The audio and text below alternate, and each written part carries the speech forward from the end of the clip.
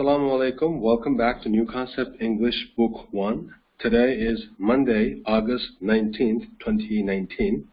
Now let's dive right into our class. Today's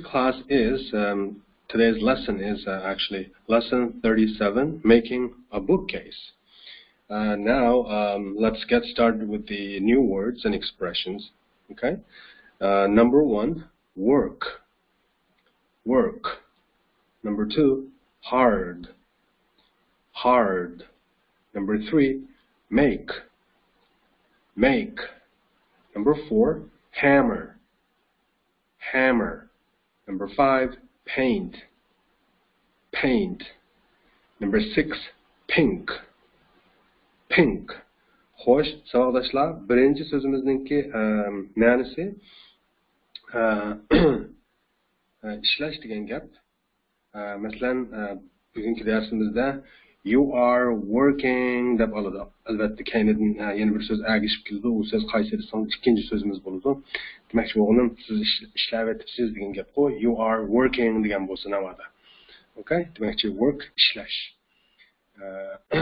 Number 2, hard ne hozir shu so'zning keynida qo'shilib kelsa bo'ladi, lekin cho'qim zarur emas. Albatta, qo'shilib kelsa o'ziga kuchliq ma'no oladi. Hard no ma'nosi qattiq degan gap. Qattiq, nayta tirishib deganda işte bir ma'nosi bor. Asosli qattiq degan ma'nosi bor.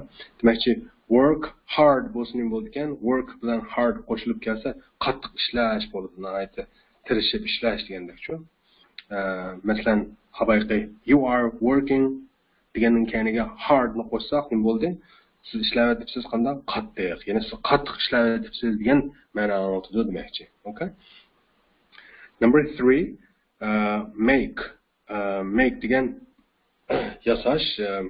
Masalan, biz dastlabki bir darsimizda yangi boshlaganda bir darsda make ni nima deb o'rganganda qilgan, unda o'ylab baqsangiz, mashinaning markasi deb o'rgangan. Shundaq-ku, ism bo'ldi-ku bu yerda. Dunyoda bizning bugungi darsimizda qanday yasash degan ma'nosi. Masalan, making a book, masalan, make a bookcase deb keldi. Bookcase degan amaliyotda nima-ku, siz o'rganib bo'lgan so'z, kitob ishkavi degan gap-ku. Unda esa make a bookcase bo'lsa nima bo'ldi ekan? Bir kitob ishkavini yasash degan bo'ldi ekan-ku. Okay? Make yasash. Masalan, hattoki make breakfast deb keldi. Breakfast nima deb o'rgandik? Agar o'rgangan bo'lsak, deganlik nashta. Agar o'rganmagan bo'lsak, hech qisi yo'q. Hozir angladingiz, baribir oldimizda o'rganamiz. Make breakfast deganchu, deganlik nashta yasash bo'ldi-ku, lekin Uyg'urchada nashta yasash demaymiz, nashta tayyorlash deymiz. Okay? Xo'sh, number 4, hammer. Hammer degan bolqa degan gap. Bolqa. Okay? Albatta, mushu so'zlarni bilyapsiz. Work, ishlash, hard, qattiq, make, yasash. Men bookcase deb azroq bir shapi berdim. Nima yasash to'g'riliq ekanligini bu darsning. Ya'ni bir kitob ishkavini yasash. Okay? Undan so'ng hammer degan bolqa. Okay? Shu temadagi bir dars ekanda deb o'ylayapsiz. Shu topda shundaqmi? All right. Hammer bolqa bo'ldi. Number 5, paint. Sirlash. Undan so'ng kitob ishkavini yasab bo'lib sirlaydigan bir ish bor ekanda, okay, qiziqarli dars ekan bu. Undan so'ng paint, number 5, yana bir qatim desam, sirlash bo'ldi. Albatta, buningki ism bo'lib kelganda sir degan ma'nosi bor. Okay? Number 6, pink. Pink degan shaptolchichki rang bor, shu shaptolchichki rang degan gap, pink. Xo'sh, so'zlarda qiyin so'zlar yo'q bunda. Tushunamligidek o'qilishini ko'rdik, ma'nolari bilan tanishib o'tdik. Undan so'ng biz tez surat qandoq dialogni ko'rib chiqaylik. Qarang, lesson 37, yana bir qatim desam, making a bookcase. Hozir tushunib bo'ldingiz darsning temasini. Make deganni yasash dedik. Bir bookcase degan kitob ishkavi. Bundan so'ng bir kitob ishkavini yasash degan ma'nodagi bir so'zga bir tema ekan bu darsning temasi. Okay? Xo'sh, xuddi odatimizga o'xshash dialogni o'rganib bo'lib biz nima ish qilardik? Bir savolga javob berardik. Shu savolga javob berishni maqsad qilib o'rganamiz bu dialogni. Shunda bo'lganda unumi bo'ladi-ku, okay? Unda u savol nima savol ekan ko'raylik. text emasa, nishani conversation o'zgartish kerak.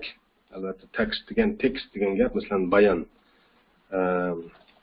Conversation bo'lsa nima bo'ladi? Parang bo'ladi. Xo'sh, bugungi darsimiz amaliyotda bir parang'u dialog. Conversationda biz javob berishga tegishli savol nima ekan? Qarang. What is Susan's favorite color? Sizdan hammasini o'rganib qo'ygan. What nima is bo'lsa Susan'ning bo'ldi. Past as Susan'ning kendiki past as ning qo'shimchasi. Shunday qilib, Susan'ning, sening, mening, masalan, olimning, Mehmetning degandek. Okay? Lekin sening meningga u as pashas kelmaydi. O kechiringlar, xato debdim. Chiqib ismlarning kendiki pashas qo'shilsa, shunday ning degan ma'nosi borligini bilasiz. Demak, Susan'ning deb olasiz ma'no. Unga favorite ni o'rgangansiz, eng yaxshi ko'radigan degan gap. Color degan nima? Rang. Unda bo'lsa, nima bo'lsa Susan'ning eng yaxshi ko'radigan rangi, ya'ni Susan eng yaxshi ko'radigan Susan'ning eng yaxshi ko'radigan rangi nima? Yoki qaysi? Deb olsam bo'ldi-ku. Lekin bu yerdagi what ninki nima degan ma'noni o'zgarganligini unutib qolmaylik. Amalda nima deb tarjima qilsak, o'zimizning tushunishimizga yaxshi demoqchi-ku. Ya'ni Susan'ning eng yaxshi ko'radigan rangi nima? Okay? Xo'sh, unda mushu savolga javob topishni maqsad qilib biz hozir shu dialogni ko'rib boqaylik savoldaşlar. Lesson 37 making a bookcase. Unda boshlayotdik, men agishib o'qiydigan bo'lganimiz oldida, undan keyin ma'nosini tushunadigan bo'lgandik bu. Bu Dan bilan George o'rtasida yuz bergan bir dialog ekan, qarang. Dan bunda deydi. Men agishib o'qing. You're working hard, George. You're working hard, George. What are you doing? What are you doing? Desa George qo'pib, I'm making a bookcase. Yana bir qatam, I'm making a bookcase. Debdi. Deb bo'lib George munda so'rabdi, munda debdi Danga. Give me that hammer, please, Dan. Yana bir qatam, give me that hammer, please, Dan. Again, Dan qo'pib, which hammer? Again, yana bir qatam degan gap bu. Which hammer? Deb bo'lib, this one. Yana bir qatam, this one? Desa George qo'pib, no, not that one. Debdi. No, not that one. Deb bo'lib, the big one. The big one. Desa Dan qo'pib, here you are. Here you are. Desa George qo'pib, thanks, Dan. Debdi. Okay. Another Dan, what are you going to do now, George? Yana bir qatam, what are you going to do now, George? Desa George qo'pib, I'm going to paint it. I'm going to paint it. Debdi. Another Dan qo'pib, what color are you going to paint it? Yana bir qatam, what color are you going to paint it? Desa George qo'pib, I'm going to paint it pink. I'm going to paint it pink. Desa Dan qo'pib, pink? Indash belgisi bor. Pink deb urg'uluq olamiz, Desa George qo'pib, this bookcase isn't for me. Yana bir qatam, this bookcase isn't for me. Deb bo'lib, it's for my daughter Susan. It's for my daughter Susan. deb bo'lib eng oxirida pink's her favorite color. Pink's her favorite color. Okay. Endi biz ma'nosidan tanishib chiqaylik arkadaşlar. Dialogninki qarang. Making a bookcase, ya'ni kitap shkabi yasash degan temadagi bir dialog ekan. Bu qarang. Dan nima deydi? You're working hard, George. Qarang. You are deganning qisqartirmasi qo'y, you're degani. Working degan ishlavyapsiz degan gap, ya'ni BPL ning keyniga PL agishib kelgan, o'sha PL ning keyniga ing qo'shilgan bundaq bir jumla shaklini biz nima degan to'q hozirgi davomlashayotgan zamon degan to'q yodingizda bo'lsa, demakchi siz ishlayapsiz degan gap bu hard, qattiq. Hozir degan to'q, ya'ni siz qattiq ishlayapsiz George. Albatta so'z jumlani tarjima qilsak mustaq chiqadi, hozirgi davomlashayotgan zamonda siz qattiq ishlayapsiz deb. Endi buni texnik jonliq desak nima bo'ldi? Siz qattiq ishlayapsiz George desak uyg'urchada tozalik gap tozaligi chakvasidir ha. Siz qattiq ishlayapsiz George emas, siz qattiq ishlayapsiz George desak bo'ladi demakchi-ku. Okay? Deb bo'lib what are you doing deydi. Nima bo'lsa siz qilyapsiz, siz nima ish qilyapsiz degan gap qo'y. Endi oldingi jumlaga o'xshashla hozirgi davomlashayotgan zamon bu ha. Siz nima ish qilyapsiz degan gap qo'y yoki nima ish qilyapsiz deb olamizmi? Ya'ni oldingi jumlalarni qo'shib desak oldiga yana qilib. Siz qattiq ishlayapsiz George, nima ish qilyapsiz degan gap qo'y. Bu gapga George nima deb javob berdi? Qarang.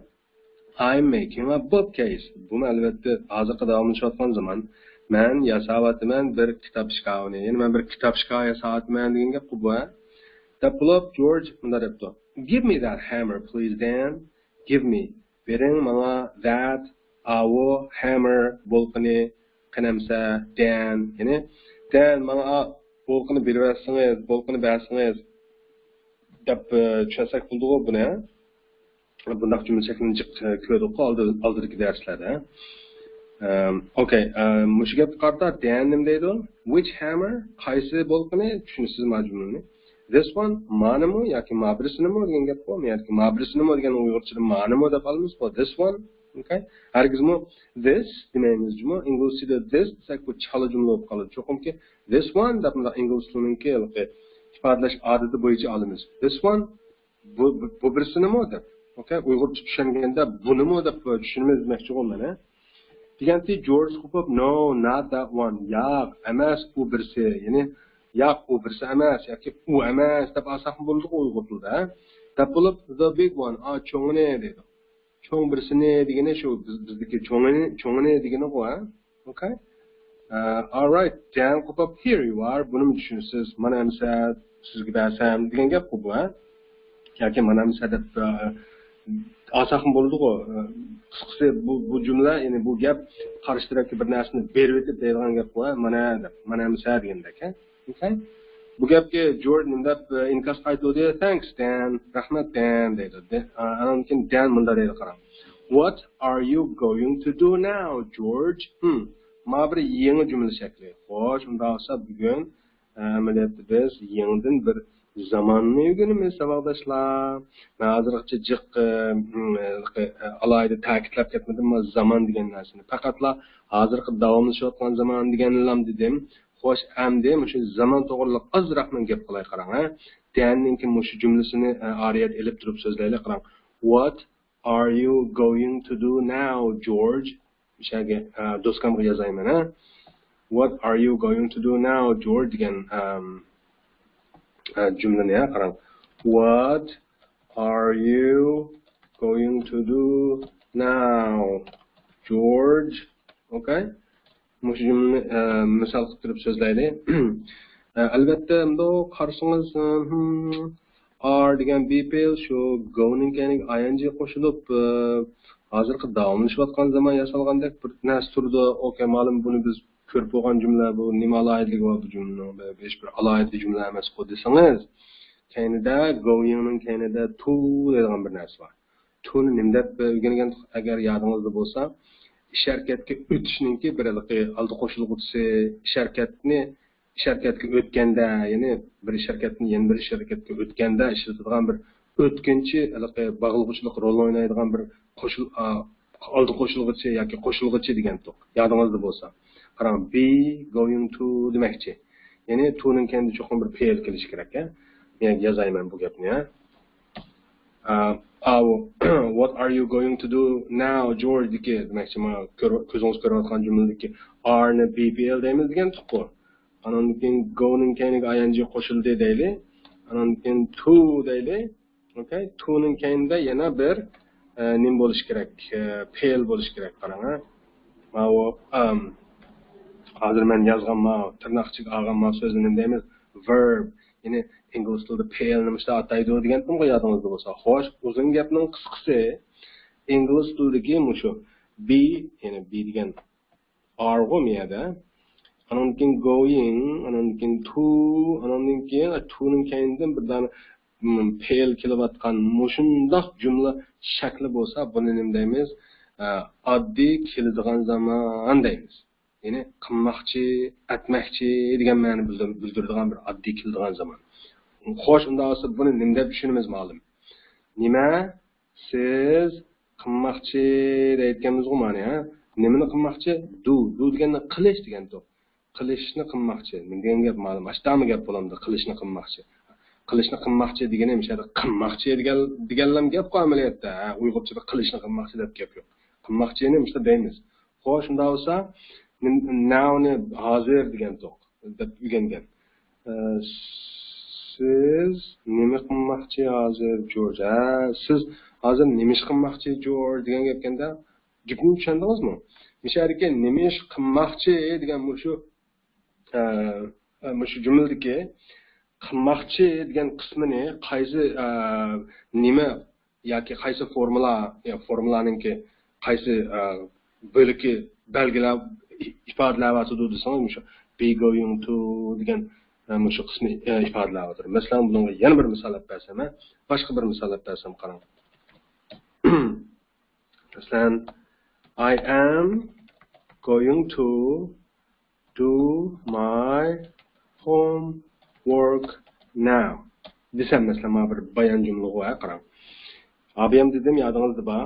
Be fe'l kelish kerak, okay? Misha am degan be fe'l shu, okay? Going to degan, okay, going to o'xshash, okay? Men do degan nima?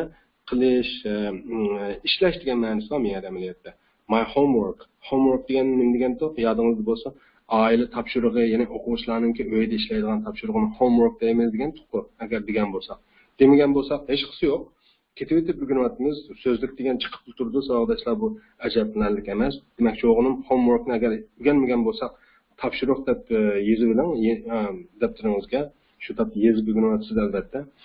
Now deganni hozir dedi. Unda bo'lsa, men qilmoqchi ishlashni topshirig'imni hozir, ya'ni men hozir topshirig'imni ishlamoqchi degan gapkan bu. Unda bo'lsa do'ni ishlash desak, topshiriq ishlashga ishlash. Ma be going to ni shu qilmoqchi, atmoqchi degan ma'no anglatadi deb o'rgandik hozir. Am going to degan ma'no qismini demoqchi. Gapni tushunishdi-ku. Xo'sh, ingliz tilida yana bir qatim xulosalasam bu gapimni. Be fe'l ning keyiniga going to agishib kelib, ana to ning keyinidan yana bir fe'l agashgan shundoq bir qilibni jumla shaklininki formulasini qandaq zaman deydi ekanmiz? Oddiy keladigan zaman deymiz. Okay? Xo'sh, unda bo'lsa, ma jumlani nima deb tushundik ekanmiz? Deyaninki what are you going to do now, George degan jumlasini nima deb tushundik ekanmiz? George, siz hozir nima ish qilmoqchi deb tushundik ekanmiz. Eng asosligi are going to ni esingizda tutib qilmoqchi bo'lish, aytmoqchi bo'lish degan ma'nosi bor. Okay? Do bilan qo'shilsa do degan qilish bu. Nima qilishni qilmoqchi deb olmay, nima qilmoqchi deb olamiz bu.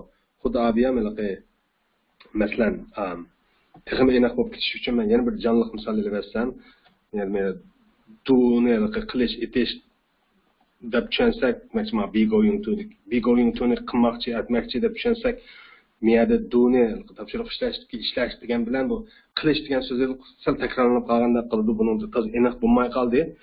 Biz ifodamoqchi bo'lgan ma'no qilish etish degandan boshqa bir so'zni ishlatay qarang. Yeyish deb bir jumla tuzib beray qarang. I am going to eat masalan an apple. An apple degan nima degan to'q yodingizda bor, bir olma degan gap. Bo'lsa be going to ni hozir endi ma oddiy keladigan zamonninki ma qurilmasini nimlab tushunmaydigan to'q qilmoqchi, atmoqchi deb tushunmaydigan to'q. Bo'lsa eatni yeyish dedik. Xo'sh, an apple bir olma. Men qilmoqchi yeyishni bir olmani. Ya'ni men bir olmani yemoqchi demoqchi ekanmiz-ku, ha? Aniq bo'ldimi? Eat degan, yeyish degan so'zni fe'lni misolga olgandan keyin texnik aniq bo'lib ketdi-ku. Eat an apple, bir olmani yeyish. Ma be going to qilmoqchi dedik. Unda bo'lsa bir olmani yeyishni qilmoqchi deb olmaymiz. Bu yerda bir olmani yeyishni qilmoqchi deb gap yo'q uyg'ur tilida. Bir olmani yemoqchi desak ham bo'ladi degandim-ku. Endi tushundingiz, ha? Xo'sh, unda bo'lsa George siz hozir nima ish qilmoqchi degan gapgan bu. Danning savoli. George bunga nima deb javob beribdi qarang. I'm going to paint it. I'm going to paint it. I'm going to degan men bunday qilmoqchi. Nima qilmoqchi? Paint. Sirlamoqchi dedi. Nimani? Uni. Endi men uni sirlamoqchi degan gapgan-ku. Nimani sirlamoqchi? Shu bookcase ni. Oldida deb bo'ldi-ku. I'm making a bookcase deb men bir kitob shkaf yasadim deb. And miyada I'm going to paint the bookcase demay, I'm going to paint it this way. Bu deyurdu men uni sirlamoqchi. Nimani shu bookcase ni. Okay? Yani u orqali almashtirib ishlatib kelyapti demoqchi. Xo'sh, Dan nima dedi u gap qarda? What color are you going to paint it? Nima rangda siz qilmoqchi uni sirlashni, ya'ni siz uni nima rangda sirlamoqchi degan gapkan-ku. Okay? Xo'sh, siz uni nima rangda sirlamoqchi degan gapga George bunda javob berdi. I'm going to paint it pink. Men uni sirlamoqchi deymiz buni, uni. Men sirlamoqchi uni nima shaptol chechki rangda deb olamiz. Ya'ni men uni shaptol chechki rangda sirlamoqchi degan gapkan-ku bu, ha? Xo'sh, then pink debdi. Abim o'qish jarayonida men eslatgandim bu. Undash belgisi o'qishga urg'uluqroq elindi deb hayajon bilan. Shaptol chechki, okay?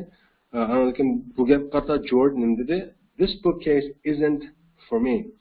Bu kitob shkafi isn't. Bo'lsa emas for me. Uchun men, ya'ni men uchun demak ekan-ku. Bu kitob shkafi men uchun emas, yoki mening emas demak ekan-ku. Okay? That bo'lib it's for my daughter Susan. Bu bo'lsa uchun mening qizim, ya'ni mening qizim uchun degan gapkan-ku. Qizining ismini keyindan bir tashdan keyin berib turgan Susan, ya'ni o mening qizim Susan uchun demak ekan-ku, yoki u mening qizim Susanning demak ekan-ku. Okay? Oxirida pink's her favorite color. Ya'ni pink's degani nima? Pinkning kendiki pash as is go. Okay? Hargizmi pinkning deb ning qo'shimchasi deb tushunib qolman ma'ni, ha? Ning qo'shimchasi deb tushunsangiz satoq chiqma jumla, ma'nosiz jumla bo'lib qoldi. Masalan, shaptol chechkining uning eng yaxshi ko'radigan rangi qanday gap bu? Shaptol chechkining uning eng yaxshi ko'radigan rangi, unda gap yo'q. Shaptol chechki bo'lsa demakchi. Okay? Pink is her favorite color degan shu pink is ni qisqartirib pinks deb qisqartib elayotgan demakchi u mana. Okay? Shaptol chechki uning eng yaxshi ko'radigan rangi degan gap. Lekin men oldidagi men it's-chu bu nima? Albatta bu pash as men sizdan bir sinab baxtim-ku. It's for my daughter degan it's deki men pash as unda bo'lsa bu nima? Desam darhol qaldingizga bu ning degan ma'no oltami deb shaqqida bir qaldingizga bir xayol keldi. Amaliyotda o'xshash shu. Pinks o'xshash, pink is degan gap. It's deganimi amaliyotda it is degan gapning qisqartirilmasi-ku. Ya'ni arshkili ahvolda bo'lsa, ya'ni is ma pash as, okay? Xo'sh, yana bir sizniki saningizga sab qo'yadigan muhim narsa qarang. Mana men eng oxirgi jumlani misolga olsak, color. C-O-L-O-U-R deb mundaq spell qilinibdi. Lekin yodingizda bo'lsa men color deb mundaq olgandim. C-O-L-O-R deb. Nima farqi yodingizda bormi?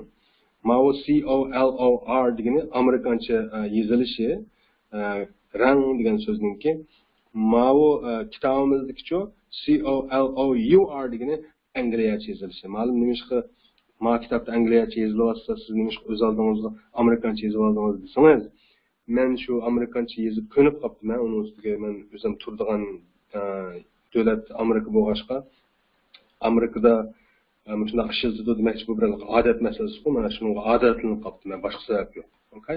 Albatta siz angliyacha o'rgansangizmi, hech qanday masala yo'q. Okay? Ya'ni bundaq yozsangiz bo'ldi. COLOUR deb yozsangiz bo'laveradi. Okay? Albatta Angliyaga berib o'qishni yoki Angliyada yashashni arzulasangiz. Agar yo'q men Amerikaga boradim yo Amerikada o'qiydim yo yashaydim desangiz, o'sha amerikancha yozilishiga hamda ahamiyat berishsiz ham tabiiy aldashlar bo'ladi albatta. Okay? Xo'sh, unda bo'lsa dialogning mazmuni shu savoldoshlar. Bu yana yetarli emas, men abay degandek. Men oldingi darslarda deyman, davomli bu gapni. Bu dialogni o'zingiz qayta o'qib, qayta yana videoni keyingisal yandırıp qayta anlab, so'ng qayta o'qib, yodlab, hatto ko'chirib yozib, mashq qilsangiz, anondan keyin o'zingizning bilimiga aylandi bu. Okay? Xo'sh, unda bo'lsa dialog shunchalik bo'lsin. Biz bir narsani tushundik hozir. Shu darsda bizning so'ralgan savolning javobini bilib oldik. What is Susan's favorite color? Susanning eng yaxshi ko'radigan rangi nima degan savolga nima deb javob bersak bo'lgan? Her favorite color is pink desak bo'lamdi yo'qmi? Albatta bo'ladi. What is Susan's favorite color? Her favorite color is pink. Nimishqa her deb oldim. Susan desam bo'lmamdi. Savolda Susan deb aytgandiki. Albatta bo'ladi savoldoshlar. Hargiz xatosi yo'q. Bizdan Susanning eng yaxshi ko'radigan rangi nima deb so'rasa, javobda Susanning eng yaxshi ko'radigan rangi shaptul chichik rang desakmi, hech qanday masala yo'q. Faqat yana Susanning deb o'tmay, uning deb oldim men, okay? Uning eng yaxshi ko'radigan rangi bo'lsa shaptul chichik rang deb. Tushunishlikmi? Buni texmi qisqartirib bo'lsa o'g'lashlar. Qanday qisqartirib bo'ldi qarang. Bizdan Susanning eng yaxshi ko'radigan rangi nima deb so'radi. Biz bu savolga javob berganda Susanning eng yaxshi ko'radigan rangi yoki uning eng yaxshi ko'radigan rangi deganning o'rniga u deb olsak bo'lamdi. It desak bo'lamdi. Albatta bo'ladi. It is pink. Yani u degan nima? Shu Susanning eng yaxshi ko'radigan rangi qo'y. Demakchi Susan's favorite color yoki her favorite color degan gap shu it qitang'o, u qitang'o. Bunda o'ylasangiz tushunishlikmi? Ha. It is pink deb javob bersaklar kifoya demakchi bundan xulosa. Okay? Unda bo'lsa yangi so'zlar va tekstning mazmuni yuqoridagi savoldoshlar buni qaytadan o'zingiz qayta mashq qilmasangiz bo'lmaydi. Xo'sh, ashta deb aytganda lesson 38 o'tib ketdik. Ya'ni ashida hozirgi darsningki, hozir biz o'rgangan darsningki mashqi, ya. 38-dars. What are you going to do? Deb bo'ldim abi, yani savoldoshlarni cho'qim tushunib bo'ldi, nihoyatda taltako'z. Siz nima qilmoqchi degan gapga what are you going to do? Okay? Ya'ni oddiy keladigan zamoni. Okay, birinchi savoldoshlar so'rdi. Ikkinchi savolda bunda deydi qarang. What are you doing now? Siz hozir nima qilyapsiz? Okay, undan oldida siz nima qilmoqchi deb anan keyin birdan o'tkazib siz hozir nima qilyapsiz deb so'raydigan bir mashqni bu nihoyatda qiziqarli mashq savoldoshlar. Bu mashqni cho'qim og'zaki ham yozmachi mashq qilib o'tmasak bo'lmaydi. Qilib o'tmasak qanda bu darsdagi mazmunlar bizning bilimimizga aylanmaydi. Albatta, new words and expressions qarang. Number 1, wait. Tarnaqchiga wait for deb qo'yibman. Sababi hozir tushuntirma qarang. Wait. Wait for. Number 2, listen. Listen to. Number 3, dish. Wash the dishes. Okay? Xo'sh, ma'nolar bilan tanishib chiqsak, bu so'z yoki so'z birikmalarining qarang. Wait degan saqlash degan gap so'zning ma'nosi. Asosan ingliz tilida munda bir narsani saqlash deganni wait bilan for ning ikkisini birlamda ishlatib ifodalaydi.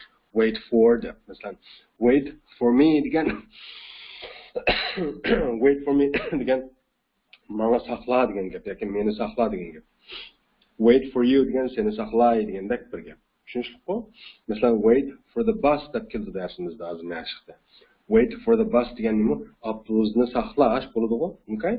Demakchi wait degan so'zning so'z ma'nosi saqlash hamda bundaq bir narsani saqlash, falon bir narsani saqlash deganga wait for bizma deb bunda oladi demakchi. Okay? Number 2, listen. Listen degan so'z ma'nosi anglash deganga. Masalan, musiqa anglash, mening gapimni anglash, sening gapingni anglash, masalan, nutq anglash deganlarga qanda to'ni qo'shib ishlatamiz. Avayqa wait qa for ni qo'shib ishlatganga o'xshash. Listen to deb masalan, bunda bir nimani anglash, masalan, musiqa anglash bo'lsa bo'ladi. Listen to music. Listen to music deymiz. Musiqa anglash. Masalan, radio anglash bo'lsa listen to the radio deb.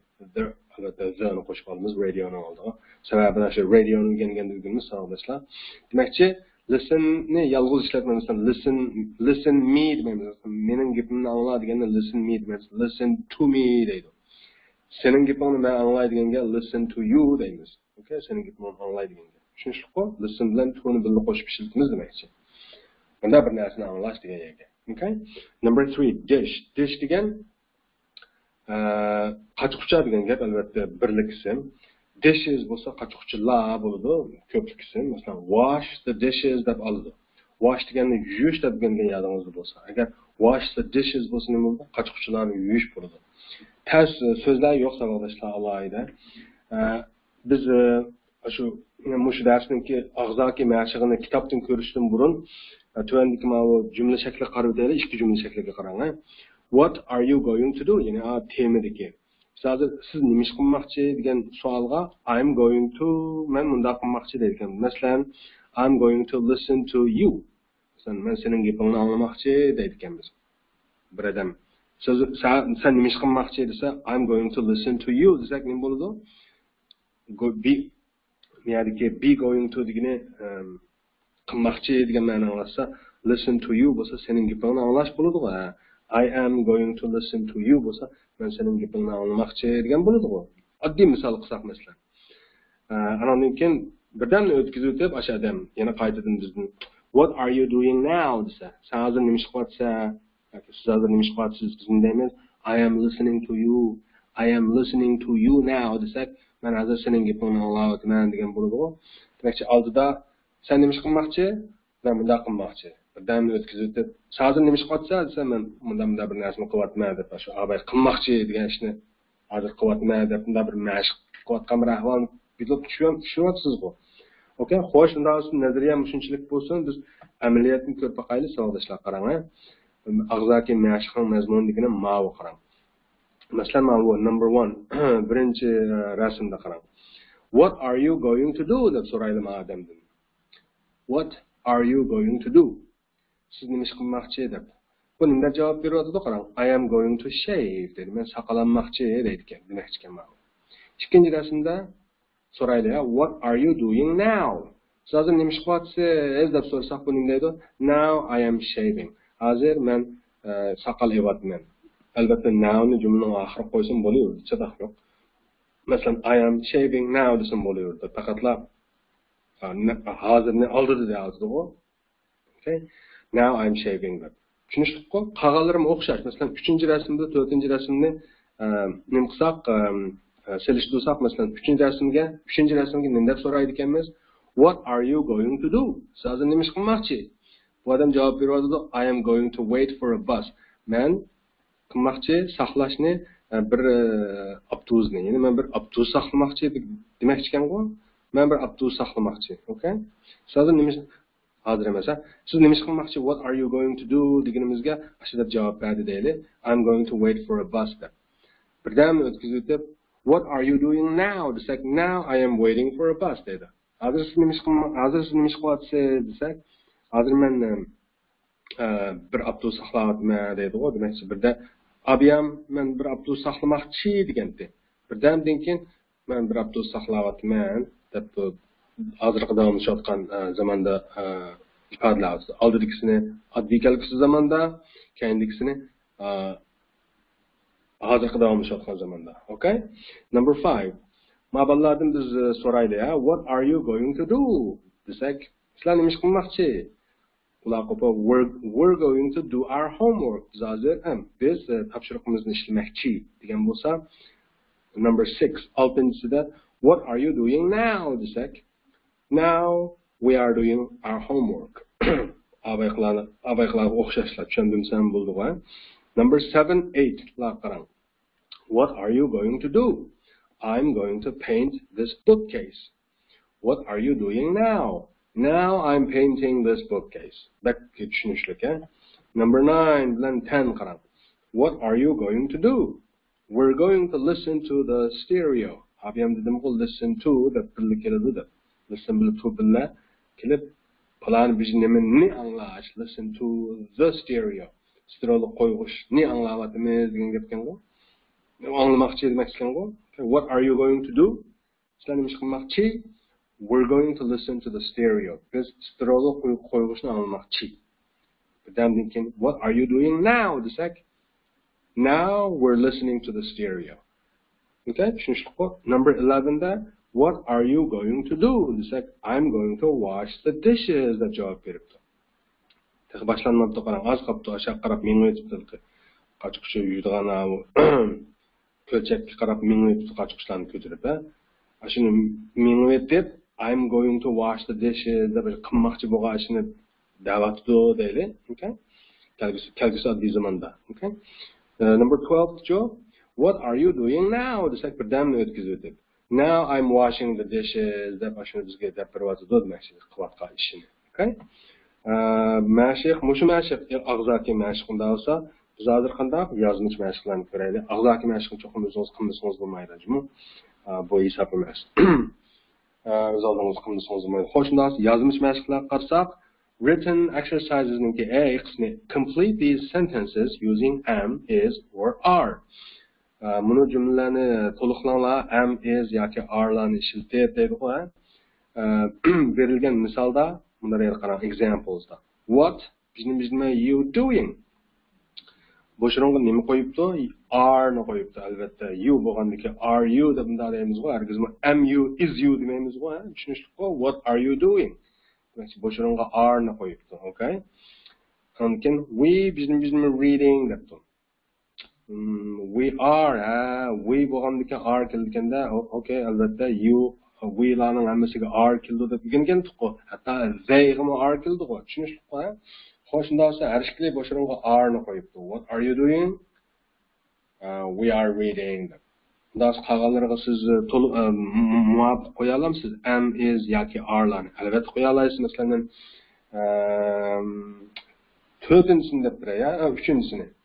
What bizning he doing? He bizning working hard.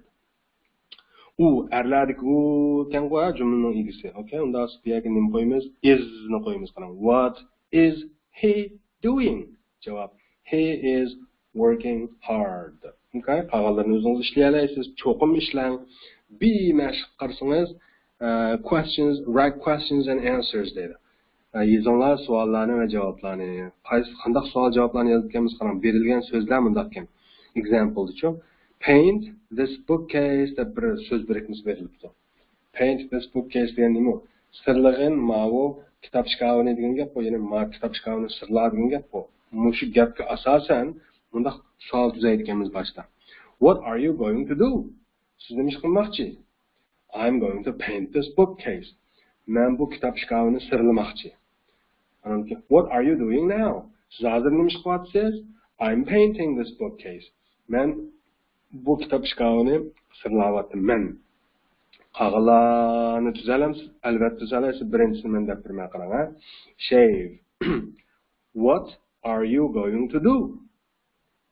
I'm shaving. Sorry. What are you going to do? I am going to shave.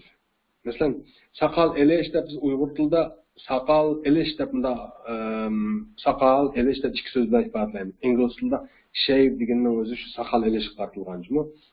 Ma'lum, shave'ni elish desak, soqolni nima deydi deb so'rashingizdan hojati yo'q.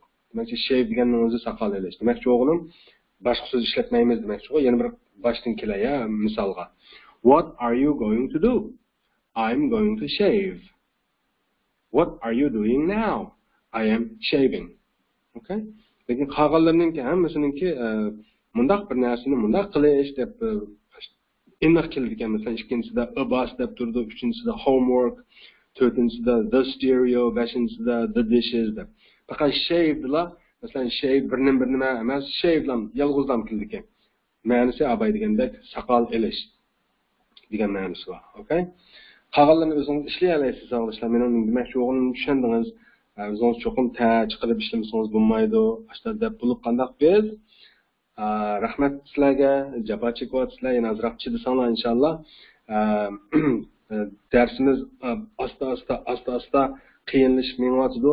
Yana ozroq bir mezgildan o'tib ketgandan keyin qandaq ingliz tili degan asli mundaq bir tilkanda deb kirib ketasiz. Okay? Epiga kirib olsangiz qandaq o'rganish bek oson to'xtab ketadi. Unda esa mushunchalik so'zlaylik. Hammalarga ko'p rahmat. Yana ozroq tirishib o'tgaysizlar. Unda biz I will see you tomorrow.